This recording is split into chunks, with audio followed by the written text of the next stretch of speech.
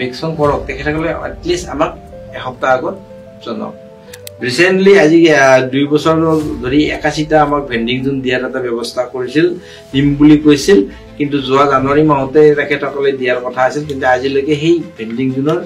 ব্যৱস্থা কাগজে পত্ৰই থাকিল কিন্তু কাৰ্যক্ৰম ক্ষেত্ৰত ইয়াক আজিলৈকে দেখা নাই ভাঙৰ মেডিকেলতে এতিয়া কিমানটা ষ্টল আছে তাত কিন্তু আমাৰ প্ৰৱৰ্তন ব্যৱস্থা আমি বহা দেখা পোৱা নাই তাত নিশ্চয় কোনোবা ডাঙৰ অফিচাৰ হ'ব লাগিব তাই এটা অঙী বঙী সকল তেতিয়া তাত চিট হ'ব গুৱাহাটী চিটিখন যেহেতু স্মাৰ্ট চিটিৰ অন্তৰ্ভুক্ত কৰি আছে তেখেতসকলে আমাকো স্মাৰ্ট চিটিৰ অন্তৰ্ভুক্ত কৰক ভেন্ডিং জোনৰ দিম বুলি আমাক যিখিনি তেখেতসকলে আজিলৈকে আমাক এটা আশা দি আছে সেই আশাটো পূৰণ কৰক নমস্কাৰ আপোনালোক সকলোকে মনৰ খবৰলৈ স্বাগতম জনাইছো আজি আমাৰ অতিথি পদ ব্যৱসায়ী সংস্থা অসমৰ সভাপতি চন্দন গোস্বামী ডাঙৰীয়া আপোনাক স্বাগতম জনাইছো নমস্কাৰ গুৱাহাটীকে ধৰি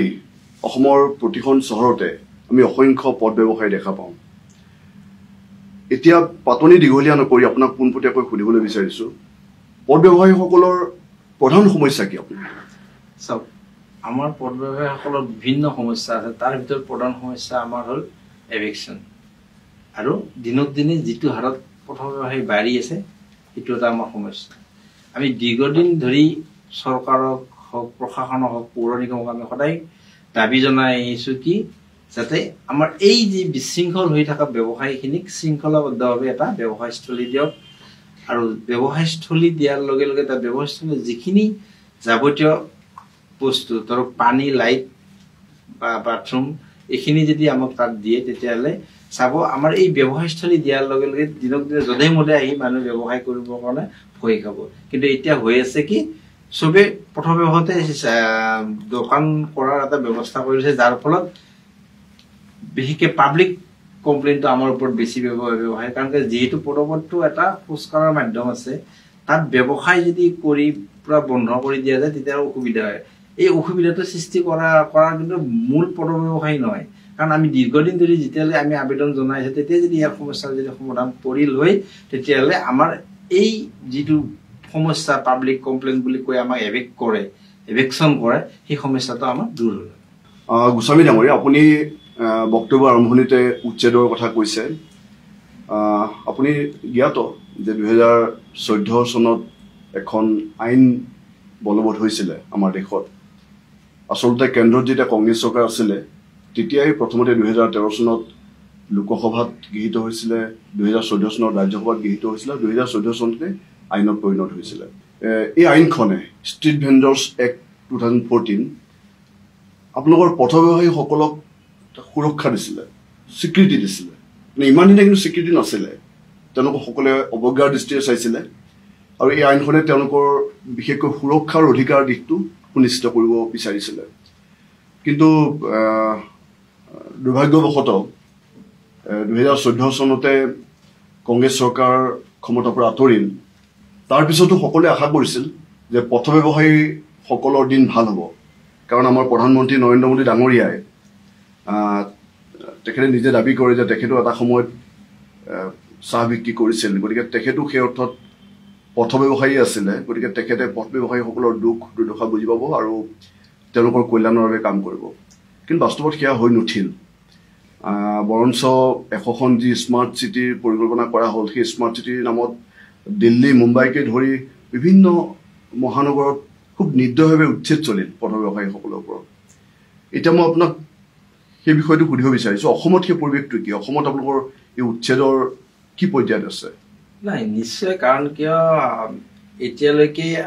তেখেতসকলৰ এটাই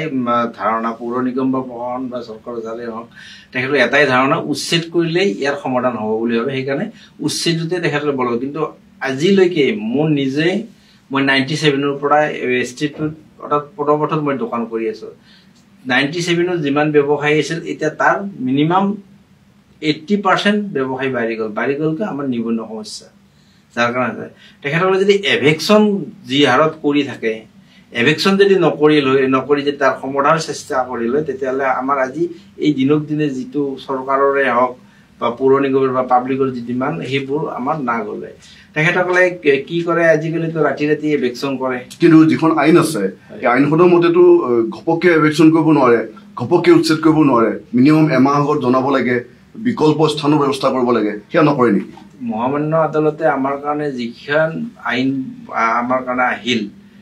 সেই আইনখনৰ জৰিয়তে যদি সকলো কাম ঠিকমতে কৰে তেতিয়াহ'লে আমাৰ সদায় টাউন ভেণ্ডিং কমিটিৰ আইনৰ যোগেদি আমাক 40% আমাৰ আছে বাকী 20% আনঅৰ্গানাইজ চেক্টৰ আছে বাকী চেক্টৰ কিন্তু আটাইতকৈ বেছি আমাক কিয় দিছে প্ৰাধান্য দিছে কিয় পদপথত দোকানীৰ প্ৰাধান্য আছে বুলি দিছে কিন্তু কি এতিয়া বৰ্তমান কি হৈ আছে এভিকশ্যন এই আইনখন মতে আমাৰ মিনিমাম 1 মাহ আগত জনাব লাগে 1 মাহ আগত নহলেও এটলিষ্ট এসপ্তাহ আগতো জনাব লাগে এটা সেনেকুৱা চিষ্টেম নাই কি কয় তাৰে ৰাতিপুৱা যদি কৈহে আবেলি এভিকশ্যন কৰে তেখেতসকলে খালি সুৰঙতা বিচাৰি থাকে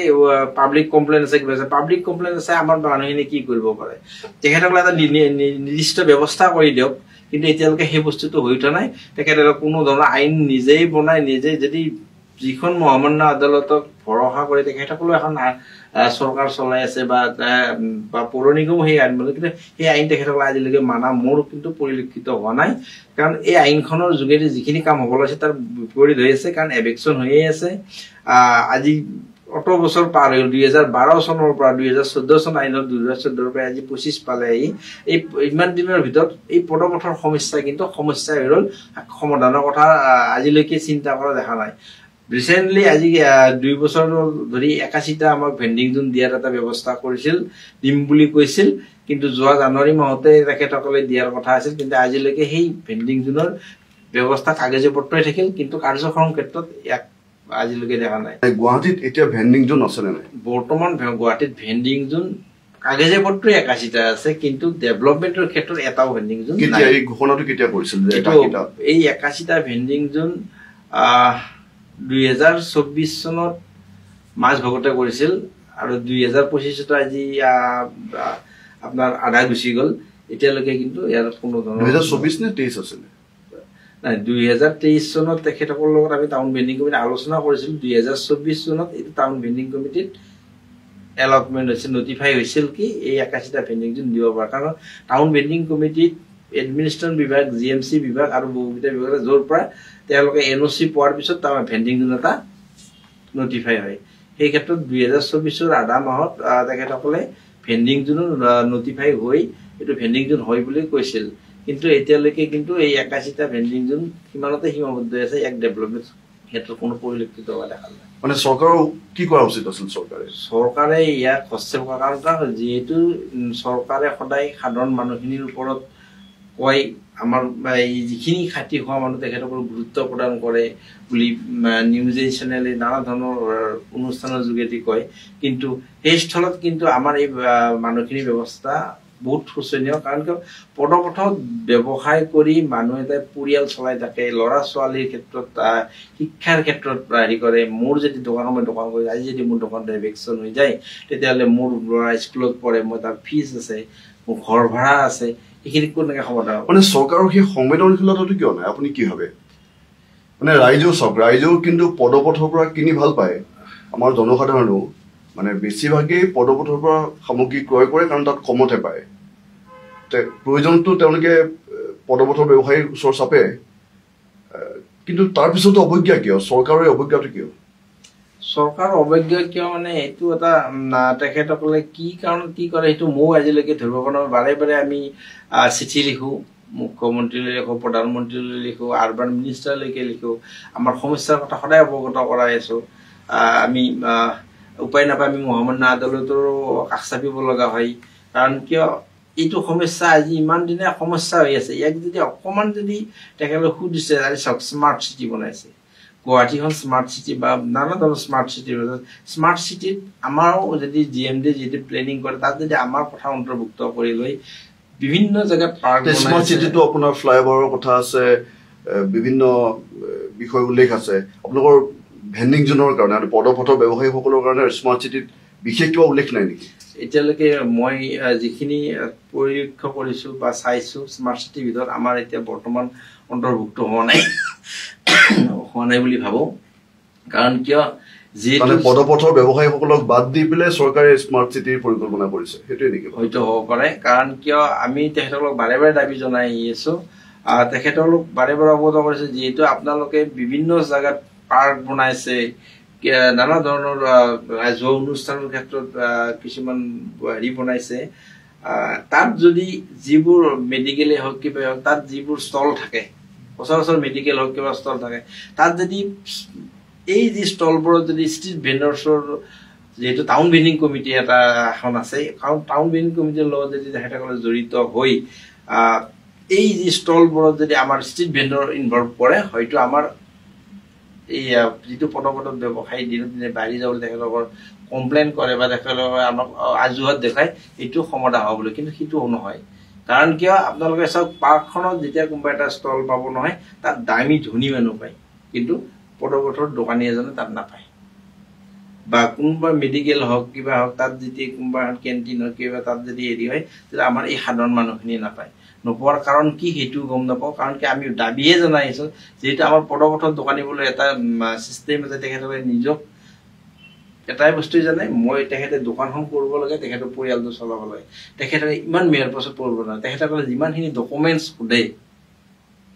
এখন ষ্টল ল'ব লাগিলে সেই ষ্টলৰ ডকুমেণ্টছখিনি হয়তো আমাৰ পদপথ ব্যৱসায়ী এজনৰ কাৰণে এইটো আকাশত চাং পাতৰ দৰে ব্যৱস্থা হ'ব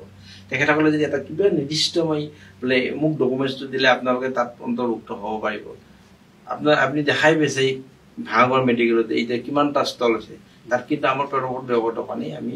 বহা দেখা পোৱা নাই তাত নিশ্চয় কোনোবা ডাঙৰ অফিচাৰ হ'ব লাগিব তাই এটা অঙী বঙী হ'ব লাগিব তেতিয়া তাত চিট পাব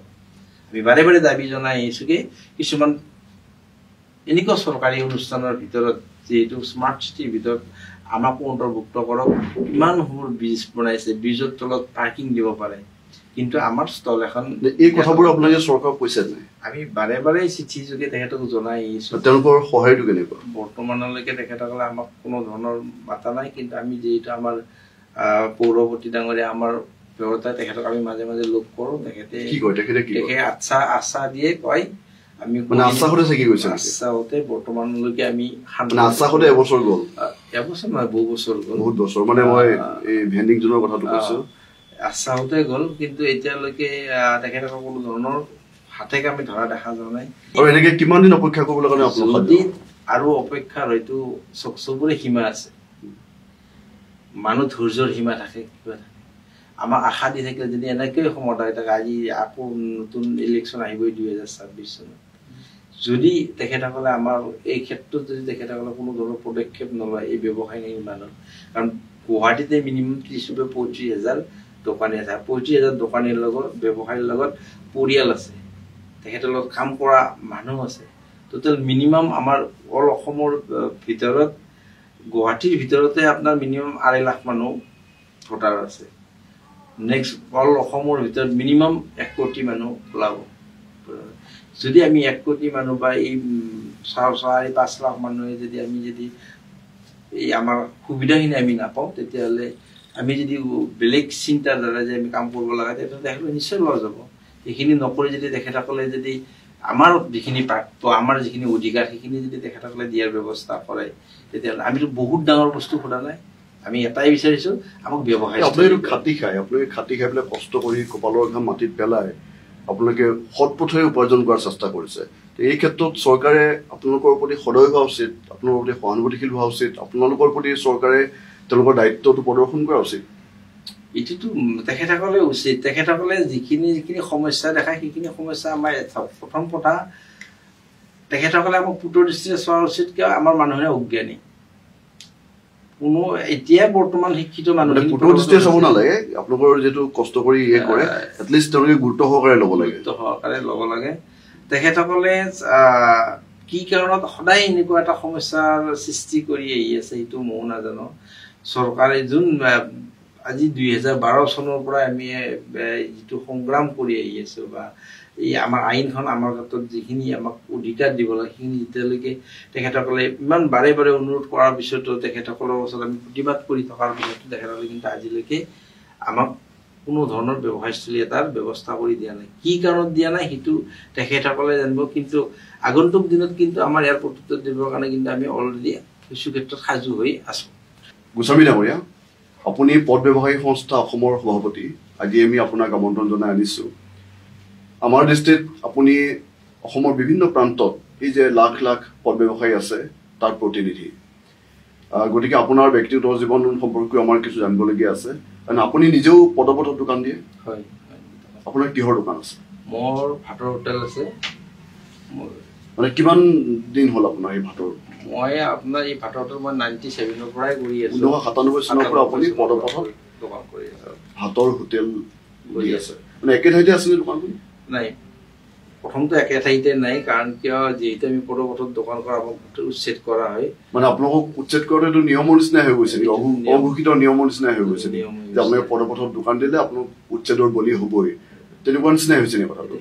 আপোনাৰ দোকান উচ্ছেদ হৈছে মোৰো দোকান উচ্ছেদ হৈছে কাৰণ কওকচোন কথাখিনি অকণমান চাওক মই আমাৰ যেহেতু আমাৰ ভেণ্ডিং জোনৰ ক্ষেত্ৰত মই এজন ভেণ্ডিং জোনৰ সদস্য হয় আমাৰ যিখন হেৰি আছে আমাৰ টিভি টাউন ভেণ্ডিং কমিটি আছে তাৰো মই এটা সদস্য হয় সেই মৰে আমি ভেণ্ডিং জোনত ব্যৱসায় কৰি আছিলোঁ সেইটো মোৰ ভেণ্ডিংটো আছিল মোবাইল ভেণ্ডিং জোন অকস্মাত কিবা কলেজৰ কমপ্লেইন অহা বুলি কৈ তাৰ ল'ৰা ছোৱালী কিবা কমপ্লেইন কৰা বুলি কৈ এটা আমাক ৰাতিতেই কোৱা হ'ল এৰিৰ পৰা আপোনালোকে আঁতৰাই দিব লাগে মানে সেই ক্ষেত্ৰত আইনখন পালন নহ'ল আইন মতে গ'লেতো আপোনালোকক এমাহ আগত জনাব লাগে এটলিষ্ট এসপ্তাহ আগত ক'ব লাগিছিল মানে এমাহ আগতো কোৱা নাই এটলিষ্ট এসপ্তাহ আগতো কোৱা নাই মানে এদিন আগতো কোৱা নাই একদম ৰাতিয়ে কৈছে যেতিয়া ৰাতিয়ে কৈছে আৰু ৰাতি দুভাগত আপোনালোকৰ দোকানটো ভাঙি দিছে উঠাই দিছে এইখন চৰকাৰে এতিয়া তাৰ পৰা আমাক চাইড কৰাই দিলে কিন্তু এতিয়ালৈকে তেখেতসকলে এটা আমাক ৰিলোকেট দিছে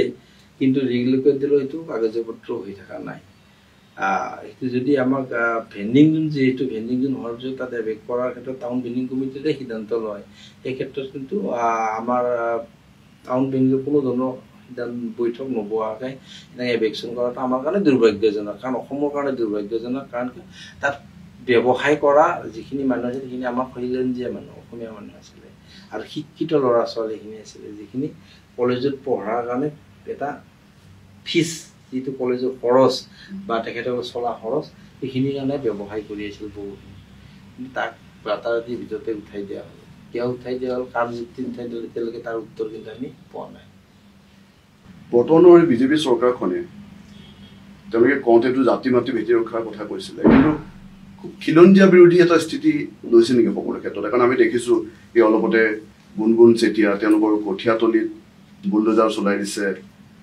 আজি মিকি বামুণীকে ধৰি পেলাই বিভিন্ন ঠাইত কাৰ্বি নামকে ধৰি পৰ্বতজোৱাকে ধৰি তাত খিলঞ্জীয়া মানুহৰ মাটি কাঢ়ি পুঁজিপতি গতাবলৈ বিচাৰিছে মানে সকলো ক্ষেত্ৰতে খিলঞ্জীয়া মানুহৰ বিপৰীতে তেওঁলোকে স্থিতি গ্ৰহণ কৰিছে নেকি মানে কথাটো প্ৰসংগক্ৰমে ক'লোঁ যিহেতু আপুনি ক'লে চাওক এতিয়া প্ৰথম কথা হ'ল তেখেতসকলৰ স্থিতিটো তেখেতসকলে নিৰ্দিষ্টভাৱে চৰকাৰে কি কৰি আছে এইটো মোৰ তাৰমানে বেছি পৰিলক্ষিত হৈছে কি য'ত তাৰমানে আমাৰ যিখিনি খিলঞ্জীয়া মানুহ আছে তাত এভেকশ্যনৰ পৰিমাণটো অলপ বেছি হৈ আছে এই ক্ষেত্ৰত মই আপোনালোকৰ চেনেল জৰিয়তে মই এইটোৱে কওঁ যে যিহেতু তেখেতসকলে সদায় দাবী কৰি আছে খিলঞ্জীয়াৰ হকে মাত মাতিম বুলি কিন্তু খিলঞ্জীয়াৰ বিপক্ষে তেখেতসকলে যাব নালাগে কাৰণ খিলঞ্জীয়া মানুহ ল'ৰা ছোৱালীখিনি এতিয়া চাওক আজি ব্যৱসায় কৰি আছে তেখেতসকলে মিয়া বুলি কৈ আছে কিবা কৈ আছে কিন্তু যদি আমাৰ অসমীয়া মানুহখিনি যদি ব্যৱসায় কৰিব যদি এভেকশ্যন মুখামুখি তেখেতে আমাৰ অসমীয়া মানুহ এনেই দুৰ্বল তেতিয়া নিশ্চয় পিছ পৰি যাব তেখেতসকলে এই যিটো ব্যৱস্থা কৰি আছে আজি যিটো আমি নিউজে হওক টিভিত যিটো কঠীয়াতলি বুলডোজাৰ চলোৱা বুলি কৈছে যদি সেইটো কিমান দূৰ সত্য মোৰ নাজানো কিন্তু যদি সত্য হয় ওলাই আছে টিভিত ছ'চিয়েল মিডিয়াত ওলাই আছে যদি সত্য এইটো ভুল হয় কাৰণ কিয় তেখেতসকলে এইখিনি কৰিব নালাগে কাৰণ খিলঞ্জীয়া মানুহখিনি কিবা এটা কাম কৰাৰ তেখেতক এটলিষ্ট সময় দিব লাগে কঠীয়াতলি নেকি একমাহ সময় দিলেই কঠীয়া উঠাব পৰা যায় অকণমান সময় বিকল্প ব্যৱস্থা এটা কৰিব পাৰিলেহেঁতেন আৰু এটা প্ৰশ্ন আপোনাক সুধিছোঁ এইটো সুধিব লাগে নালাগে মই নাজানো মানে আপোনাৰ এতিয়া আপুনি 97 চনৰ পৰা পদপথত দোকান দি আছে আজিৰ তাৰিখত আপোনাৰ দৈনিক উপাৰ্জন কিমান আজিৰ তাৰিখততো বৰ্তমান উপাৰ্জনৰ ক্ষেত্ৰত আমাৰ খৰচ বেছি ইনকাম কম এতিয়া বৰ্তমান ধৰক মই বেছিটো বেছি 500-600 টকা মই দিনটোত মজুৰি কৰি মই পাওঁ। মানে পুৱাৰ পৰা ৰাতিলৈকে কষ্ট কৰি পদপথত ভাতৰ দোকান এখন চলাই আপুনি দিনটোত 500 পৰা 600 টকা উপাৰ্জন কৰে। মানে এইটোতে কেতিয়াও যথেষ্ট নহয় পৰিমাণটো। যথেষ্ট পদক এতিয়া আমি আজি যদি অহাকালি যদি দোকান নকৰোঁ আমাৰ কষ্ট হ'ব, কাৰণ কি আমি 500 আজি বজাৰত যোৱা ল'লে 1 লিটাৰ মিঠাই তেলৰ 170 টকা, 1 কিলো দালি কিনিলে 100 টকা। সচৰাচৰ ঘৰৰ পৰিয়ালটোক মিনিমাম এইখিনি সপ্তাহত কিবা কিবি লাগিয়ে থাকে, ইটো লাগিয়ে থাকে। আমাৰ ঘৰত দৈনিক ইনকাম কৰোঁ, আমি দৈনিক চলোঁ। যদি কিবা কালি মোৰ বেমাৰ আজাৰ হয় তেতিয়াহ'লে মোৰ পৰিয়ালটো চলাৰ ব্যৱস্থাটো বহুত বেয়া হৈ যাব, ভাল নচলা অৱস্থা বুলি কৈ যাব। গোস্বামী ডাঙৰীয়া,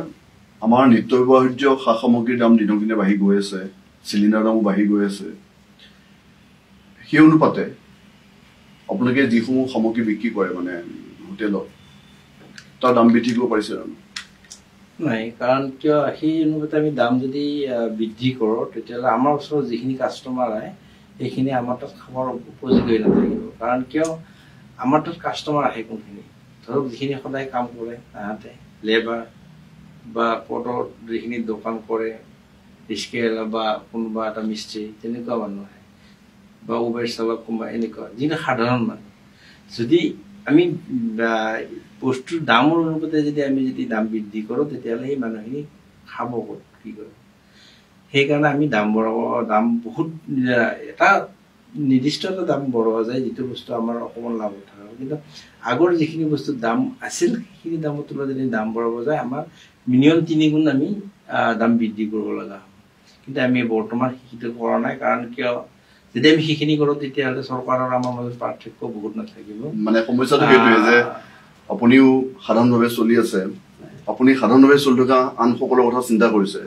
কিন্তু সাধাৰণভাৱে চলি থকা সকলৰ কথা চৰকাৰে চিন্তা নকৰে। সমস্যা সেইটোৱে। সমস্যাটো সেইটো বহুত ডাঙৰ সমস্যা, কাৰণ কিয় সাধাৰণ মানুহখিনিক মানুহে শোষণেই কৰি থাকে, শাসন কিন্তু নকৰে মোৰ দৃষ্টিতেই। কাৰণ কিয় মই আজিলৈকে সাধাৰণ মানুহখিনিৰ কথা নানা ধৰণৰ আঁচনি বনাই, কিন্তু সাধাৰণ মানুহখিনিৰ ওচৰলৈকে আঁচনি কিমান দূৰ যায় মই সেইটো অলপ প্ৰশ্নবোধক চিন্তা কথা। কাৰণ কিয় মই বহুত মানুহৰ লগত লগ কৰোঁ, যিহেতু মই এজন ৰাস্তাৰ ওচৰত থকা দোকান, বিভিন্ন মানুহৰ সমস্যা আমি জানো। এই সমস্যাখিনি যেতিয়া আমাৰ আগত অৱগত কৰাই তেতিয়াহ'লে আমি ভাবোঁ সঁচাই আঁচনি আচলতে সাধাৰণ মানুহখিনিলৈকে অন্তৰ্ভুক্ত হৈ থকা নাই। সেই ক্ষেত্ৰত আমিও যদি আমি নিৰ্দিষ্ট দাম এটা যদি বঢ়াই দিব নোৱাৰে তেতিয়াহ'লে আমি ভোটৰ ওপৰত আমি দানৱ পৰাৰ দৰে হোৱা যাব আৰু আমাৰ কাষ্টমাৰটো কমি যায়। মানে ভোটৰ ওপৰত দানৱ পৰাৰ যিটো কথা ক'লে সেইটো অলপ আগত মোৰ মনতো আহি আছিলে। কাৰণ আপোনালোকৰ প্ৰথমটো হৈছে বিভিন্ন কাৰণত আপোনালোকৰ উপাৰ্জনটো কম উপাৰ্জন এটা লৈ ডাঙৰ সপোন এটা দেখি আপোনালোক চলি আছে। ল'ৰাটোক মানুহ কৰিব লাগিব, সন্তানক মানুহ কৰিব লাগিব, ঘৰখন চলাব লাগিব। তাৰ মাজতে আপোনালোকৰ উচ্ছেদৰ কথাটো আছে যে আপোনালোকে আজি দোকানখন দি আছে, কাইলৈ সেই দোকানখন সেই স্থানত থাকিব নাথাকে তাৰ কোনো নিশ্চয়তা নাই। আৰু উপাৰ্জন কম, তাতে আকৌ চৰকাৰে উচ্ছেদ চলায়, মানে ভোটৰ ওপৰত দানৱ পৰা সেই ক্ষেত্ৰতো খাটে। গোস্বামী ডাঙৰীয়া, আপোনাৰ সৈতে কথা পাতি থাকোঁতে মোৰ মনত ভূপেন হাজৰিকাদেৱৰ এটা গানৰ কলি আহি আছে। দোলাহে দোলাহে যিটো গান, তাত তেওঁ এঠাইত গাইছে, ওখকৈ পাহাৰৰ টিংটিত উঠিছো, ভালকৈ খোজটি মিলা, আমাৰ কান্ধৰ পৰা পিছলিব লাগিলে, বাগৰি পৰিব দোলা, ৰজা মহাৰজাৰ দোলা, বৰ বৰ মানুহৰ দোলা। আপোনালোকৰ দৰে যিখিনি খাটি খোৱা মানুহ, যিখিনিয়ে কপালৰ ঘাম মাটিত পেলাই দুবেলা দুমুঠি মুকলি কৰি আছে, সৎ পথে উপাৰ্জন কৰি আছে, সেই মানুহখিনিৰ প্ৰতি চৰকাৰে ইমান অৱজ্ঞা কৰি আছে। তেওঁলোকে এই কথাটো মনত ৰখা ভাল যে আপোনালোক যদি একত্ৰিত হয়, আপোনালোকে যদি সমস্বৰে প্ৰতিবাদ কৰে, তেতিয়াহ'লে তেওঁলোকৰো কিন্তু সান্দহ খোৱা বালি তল যাবলৈ বেছি পৰ নালাগিব। ধন্যবাদ গোস্বামী ডাঙৰীয়া, আপুনি আপোনাৰ মূল্যৱান সময় খৰচ কৰি আমাৰ মনৰ খবৰলৈ আহিলে, মনৰ খবৰ ৰাইজক জনালে, ৰাইজেও এটা সিদ্ধান্ত ল'ব। ধন্যবাদ। আজি ইমান ব্যস্ততাৰ মাজত সচৰাচৰ আমাৰ পথ ব্যৱসায়ীসকলৰ কথা আজিলৈকে আমাৰ ডাঙৰ বিষয়ববীয়াসকললৈকে পঠোৱাৰ ব্যৱস্থা এটা আমাক কৰি দিয়াত বহুত মানুহে অপৰাগ হৈ থাকে। কিন্তু আজি আপুনি মোক এই আপোনাৰ ষ্টুডিঅ'লৈকে মাতি আনি যিখিনি মোৰ মনৰ কথা কোৱাৰ কাৰণে ব্যৱস্থা কৰি দিলে, তাৰ পৰা আপোনাক যথেষ্ট ধন্যবাদ। আশা কৰোঁ ৰাইজেও ইয়াৰ বিচাৰ কৰিব। কাৰণ কিয়, যিহেতু পথ ব্যৱসায়ীসকলৰ পৰা সকলো বস্তু তেখেতসকলে ব্যৱসায় বস্তু বাহিনী কিনাত কিন্তু চবে কিন্তু তেখেতসকলৰ কি কি সমস্যা আছে তেখেতসকলে হয়তো অৱগত নহয়। আপোনালোকৰ শ্ৰেণীৰ জৰিয়তে মই মোৰ নিজৰ যিখিনি অভিজ্ঞতা আছে সেইখিনিৰ জৰিয়তে মই আমাৰ পথ ব্যৱসায়ীসকলৰ সমস্যাখিনি আপোনালোকৰ জৰিয়তে বা ৰাইজক জনালোঁ। ৰাইজে বিচাৰ কৰক। আমাক আচলতে ভেণ্ডিং যোন অৰ্থাৎ ব্যৱসায়স্থলী আমাক দিব লাগে নে নালাগে। চৰকাৰে হওক, প্ৰশাসনে হওক, পৌৰ নিগমে হওক, যিখিনি আমাক সদায় অৱহেলা কৰি আছে, যিখিনি মানুহে আমাৰ ওপৰত সদায় অত্যাচাৰ চলাই আছে, তাৰ পৰা আমি পৰিত্ৰাণ পাব লাগে নে নালাগে সেইখিনি আপোনালোকে বিচাৰ কৰক। ধন্যবাদ।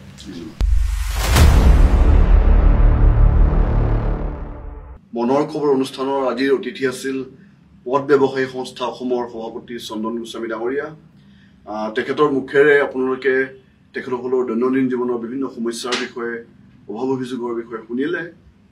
সেয়া উচ্ছেদৰ পৰা আৰম্ভ কৰি ভেণ্ডিং জোনৰ অভাৱলৈকে। ভৱিষ্যতেও আমি বিভিন্ন ক্ষেত্ৰৰ এনে ব্যক্তিসকলক মনৰ খবৰৰ মঞ্চলৈ আমন্ত্ৰণ জনাম। তেওঁলোকৰ মুখেৰে তেওঁলোকৰ মনৰ খবৰ শুনিম, ৰাইজে শুনিব। আপোনালোকৰ মূল্যৱান দিহা পৰামৰ্শ আমাৰ কাম্য। যদি অনুষ্ঠানটো চাই ভাল পালে তেনেহ'লে লাইক, কমেণ্ট, শ্বেয়াৰ কৰিবলৈ নাপাহৰিব। আশা কৰিছোঁ আপোনালোকে অনুষ্ঠানটি ৰাইজৰ মাজলৈ লৈ যোৱাত সকলোৱে সহায় কৰিব। ধন্যবাদ।